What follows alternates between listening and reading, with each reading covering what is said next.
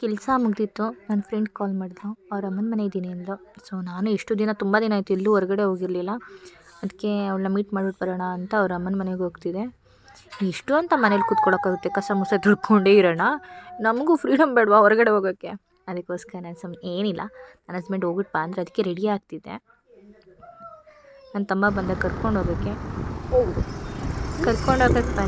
ಬಂದವನು ನಿಧಾನಕ್ಕೆ ಬೈಕ್ ಓಡಿಸ್ತಾನೆ ಅಂದರೆ ಏನು ಓಡಿಸ್ತಾನೆ.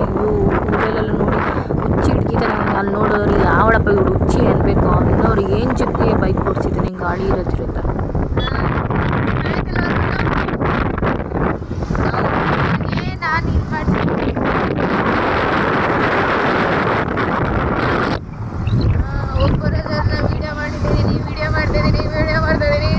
ನೋಡ್ಕೊಳ್ಳಿ.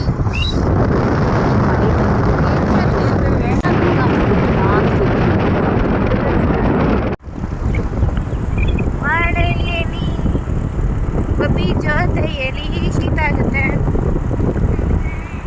ಚೆನ್ನಾಗಿ ತಳ್ಳಿ ವೆದರ್.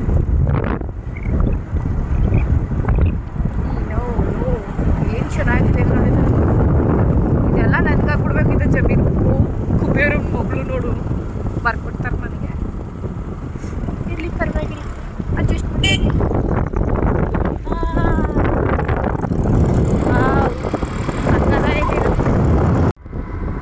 ಕೆರೆಯಲ್ಲೆಲ್ಲ ನೀರೇ ಬಿಡಲ್ಲ ಗುರು. ನೀರಿನ ಪ್ರಾಬ್ಲಮ್. ನೀರು ತುಂಬಿದೆ ಇಷ್ಟೊಂದು ಕೆರೆಯಲ್ಲಿ, ನೀರು ಬಿಡಲ್ಲ. ಆಂಟಿ ಬರೀ ಬಟ್ಟೆ ಹೊಡಿತಾರೆ. ನಾನು ವಾಯ್ಸ್ ಕಪ್ಪಳಕ್ಕೆ ಹೊಡಿತಿದ್ರೆ ಆಂಟಿ ಬಟ್ಟೆ ಹೊಡಕ್ತಾ ಅಂಡಿ ಎಂದೆ. ಆಂಟಿ ಬಟ್ಟೆ